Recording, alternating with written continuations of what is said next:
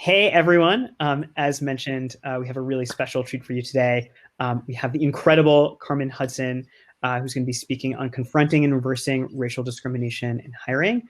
I am so excited for you to hear this conversation or this talk. And I'm going to step off stage and let Carmen take over. All right. Well, thanks, Dave. Thank you for the invitation to talk today. I have spent my career in recruiting for a very long time, and very rarely, even though I spoke quite a bit, very rarely did I speak about diversity, because in my heart and in what I saw, I didn't feel that many conversations that were being held about diversity were really diving deep into the issues. So I would not want to share my very strong feelings about this topic if an audience wasn't ready for that. And I think we're very fortunate to be in a time where we're all ready to have the deeper level conversations that I think will help us achieve some progress. So that's what I'm going to talk about today. Share some stories, maybe a few suggestions of some things that folks can do. And I'll be hanging out throughout the conference. So if you want to chat more, go even deeper, I'm happy to do that. For folks who don't know me, my name's Carmen Hudson. I am a consultant with a small company called Recruiting Toolbox. Before that, I spent a long career in corporate recruiting, so led teams at Amazon and Yahoo, Starbucks. I was at Microsoft, and I also just like to volunteer and do work on behalf of the recruiting community. So part of the talent board, looking at candidate experience, and I love to tinker and build things. So I built a little site called Recruiter Hunt. I'll share a little bit about that. And then one of my other big passions is a local nonprofit called Youth Care that addresses youth homelessness in our city. And I'm very passionate about participating in that as a board member. In terms of Recruiting Toolbox, we help organizations address their recruiting issues, their strategies. We do a lot of training. We train hiring managers and we train recruiters. We work with great brands, great companies, big and small, all over the globe doing this work. And I have really the privilege to really look inside of a lot of different organizations and understand their recruiting processes. I talked about my site, Recruiter Hunt. It's recruiterhunt.com. Check it out. Free resources for recruiters. So it's really just an indexing of all of the resources that I can set my eyes upon that are useful to recruiters. So if you're looking for specific types of technology, it should be indexed there. If you have a product that's not there, please make sure that you're submitting it. And there's a weekly newsletter and a Chrome extension as well, just to further enhance recruiter knowledge about what we're doing. So today, I am just really excited to be on a platform like this and able to talk about what is happening in a much more open fashion. I think that it can feel overwhelming, but we need to step back and appreciate this moment, appreciate the moment of history that we're in. A quick story, I live in Seattle, and a few weeks ago, there was a silent protest that I wasn't attending, and quite frankly had forgot was happening. It was nearby my neighborhood. For some reason, I decided that moment to jump in the car and go to the grocery store. And I got a couple of blocks in and realized my car isn't going anywhere. There was just tons of foot traffic, people headed toward the march.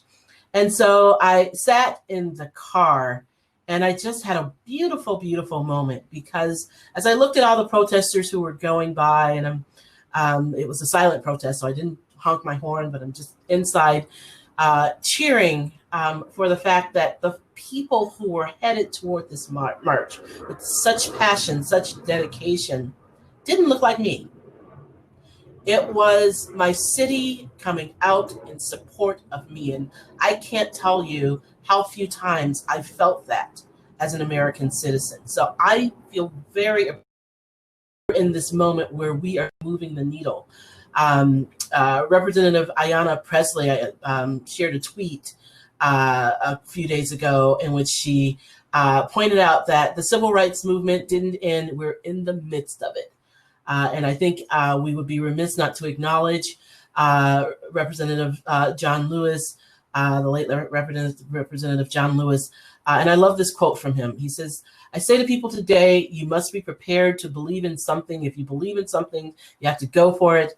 And as individuals, we may not live to see the end." And so we know that this is not a new problem, racial discrimination in corporate America, but we are moving through it. We may not even see the realization of what we can imagine for our companies, but we are in the moment where we can actually make change. And so that is why I'm excited to be here and excited to finally be able to talk about this with some openness and with, I think, some candidness. I wrote a couple of posts on LinkedIn a couple of weeks ago, and I really wanted to talk about the history of discrimination against African Americans in corporate America. And so I started with the stories of what happened after World War II, because I think we can trace sort of modern corporate discrimination back to that period. And I think it's really important to understand how we got here. It's important to understand why we work for companies that have so few executives that are people of color, specifically African Americans. Why we continue to struggle to hire African Americans, and really understand how did we get here. And so I talked about that after World War II, in which the government actually subsidized home loans and college education, and for the 16 million veterans that returned from World War II. And it was a great program, great period of prosperity in the United States. And yet African Americans were specifically excluded from actually reaping the benefits of the GI Bill. We didn't get those home loans, so we weren't able to start building that wealth. Many jobs during that period that may have existed in the cities were actually moved to the suburbs. So even the lower level jobs that were available suddenly became less available to African Americans.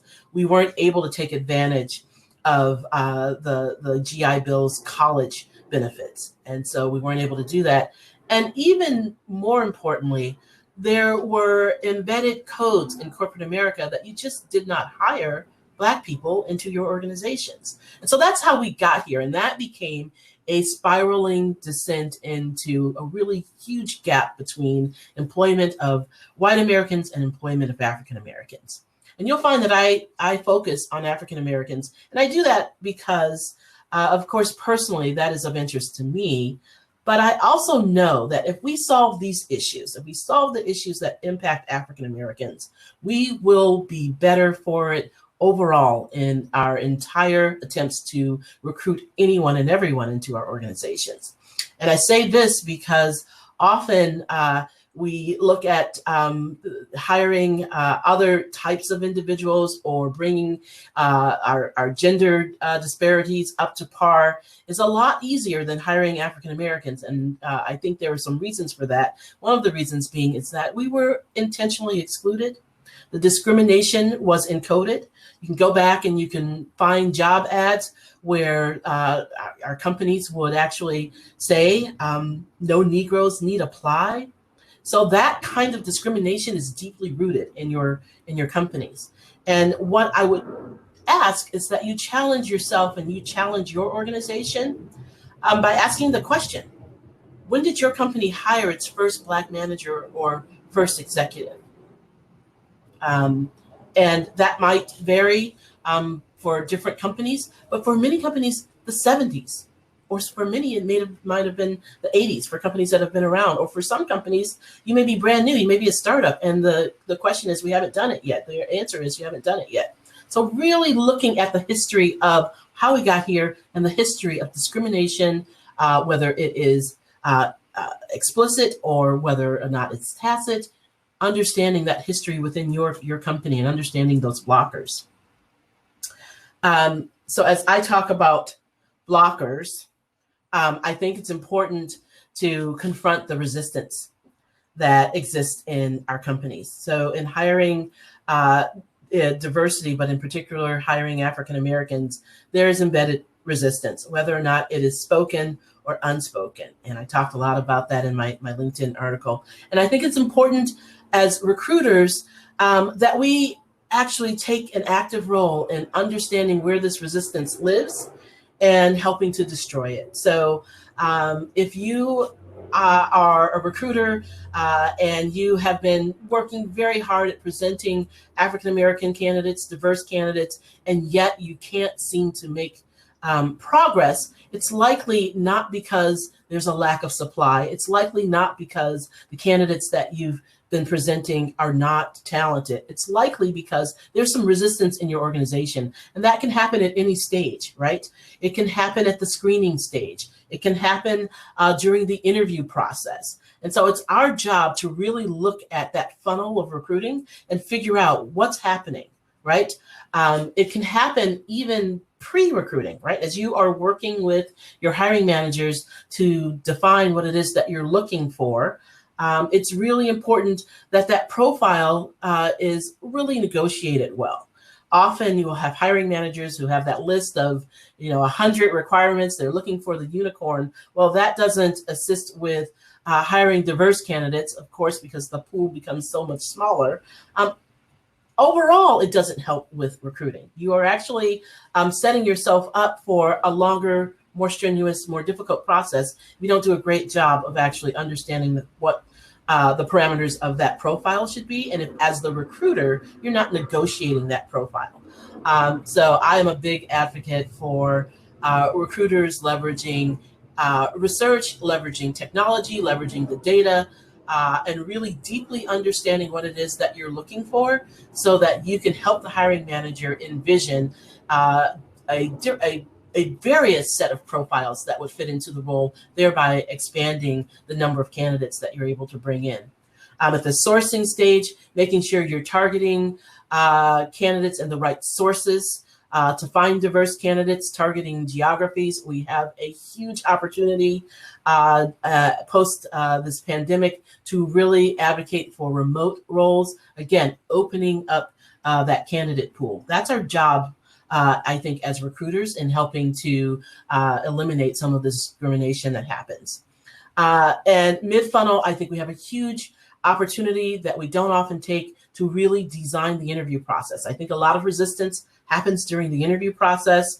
Understanding the selection criteria in advance, I talk a lot about this as I'm training recruiters, is our one big opportunity to ensure that the hiring process is fair and that hiring managers are using the right kind of criteria linked to job performance to make the selection versus other kinds of superficial factors. So we have a great, I think, opportunity as recruiters to insert ourselves in the design of the process itself, in the building of the questions, in designing the interview panels themselves.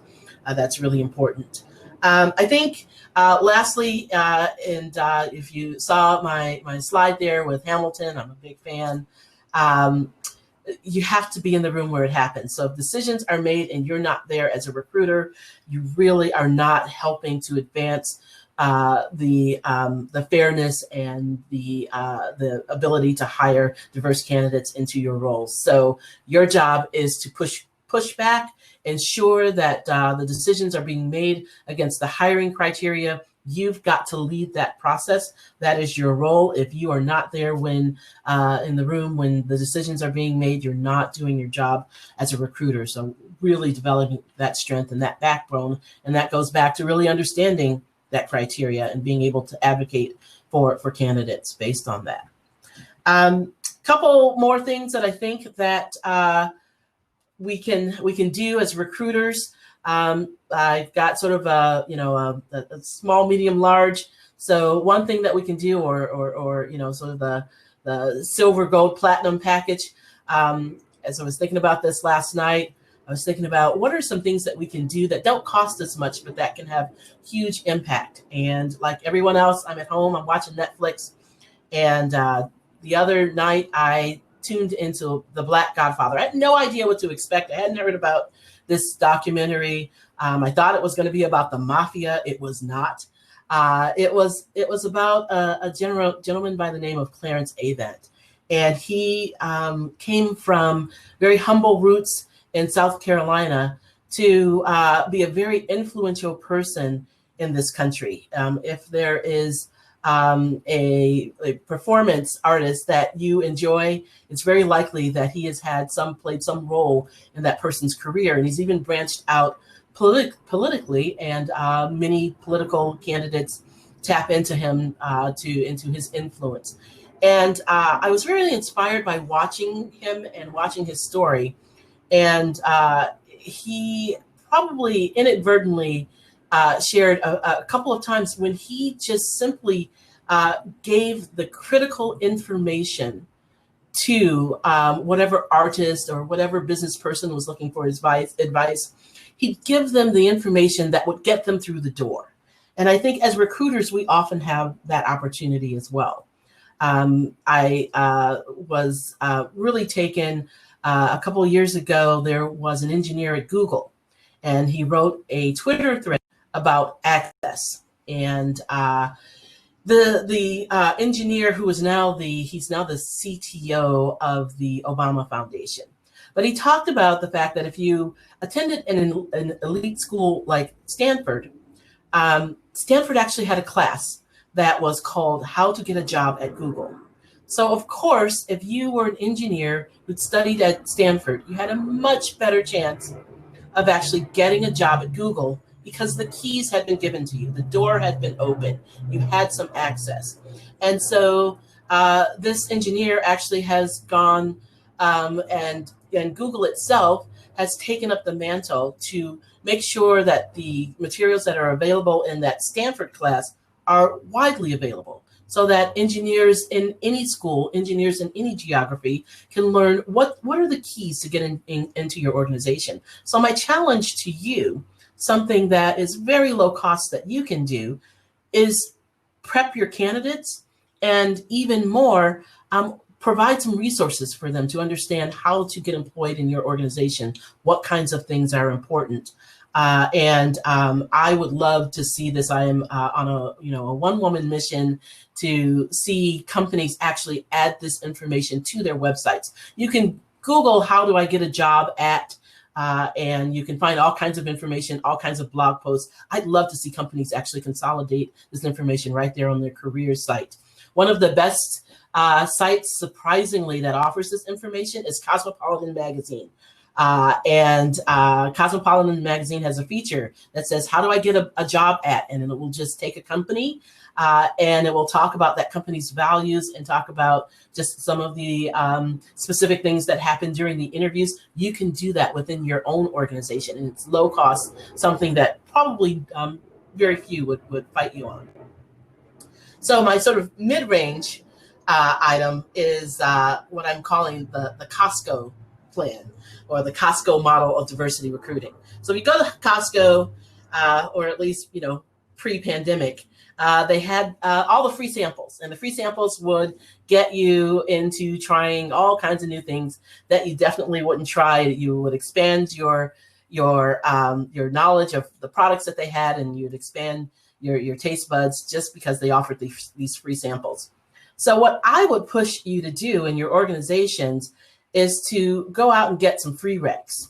Talk to your business leaders and say, you know what, can I get some free recs so that we can make diversity hires? So can I use those free recs to make those hires from campus? You're going to find tons more diversity on campus. Often hiring managers don't want to hire that new talent because what happens is that they are actually, that new talent is actually taking up one of those precious recs, and hiring managers are always thinking about who can deliver for me now. Or they may be less willing to take a risk on a profile that doesn't exactly match that list of 100 requirements if they knew that they could actually do that without harming their budget for talent. So I think this is one way within corporate America, because of the way that we play games with job requisitions, that we can actually get some diversity into organizations with a little less resistance. It's one of those things that I think that if you work with your business leaders, they would actually see the efficacy of this, and maybe you can move the needle in that way. And then sort of my last idea is investing in internal mobility.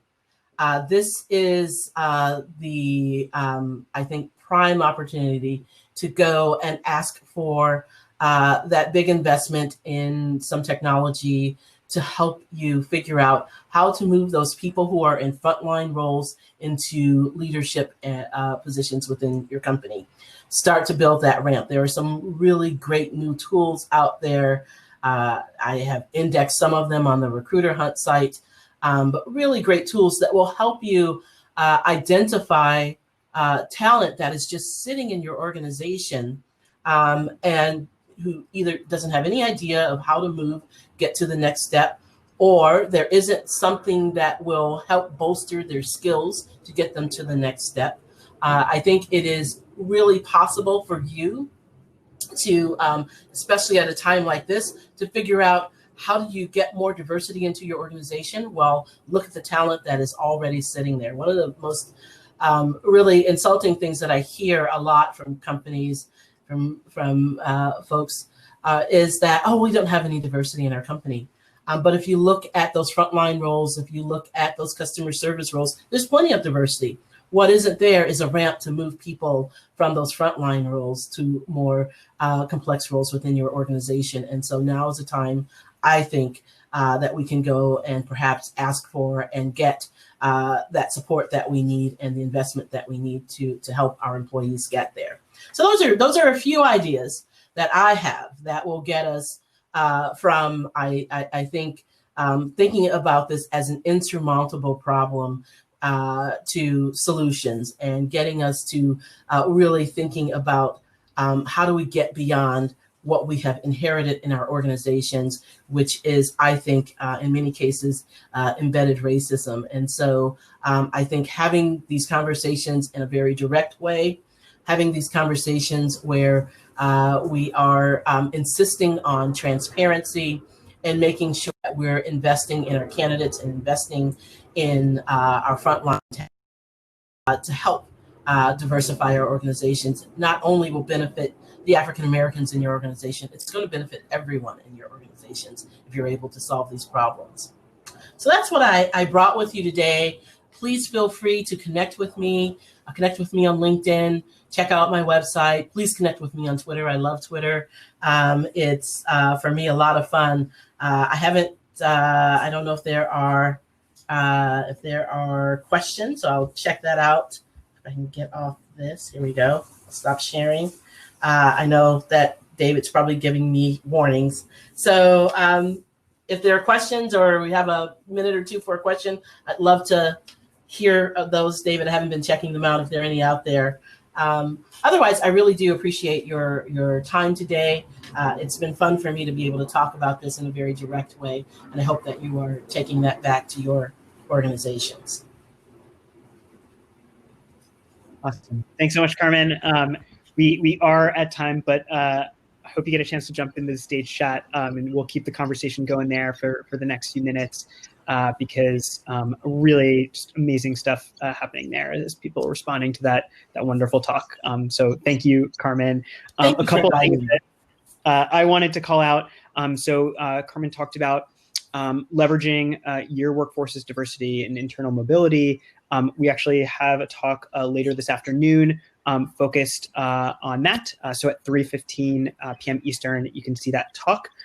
Very excited about that. Additionally, in terms of representation in technology, as I mentioned at the top of the conference, and we'll be shouting out throughout the day, part of what we're doing today is we've set up a donation drive to Code 2040, which is the largest such organization working on increasing Black and Latina representation in technology, an incredible organization. I'm also really excited to announce that the organizations of Pymetrics, Seek Out, who's co-founder and CEO, you're about to see in a few minutes, and our organization, Wade and Wendy, will be matching donations to Code 2040. We'll be matching the first $6,500 in donations. If you are a corporate entity and would like to give, reach out to me directly. If you have a little event budget left over, feel free to reach out. There's also a unique portal to give an individual donation. We're really excited to support the important work that Code 2040 is doing.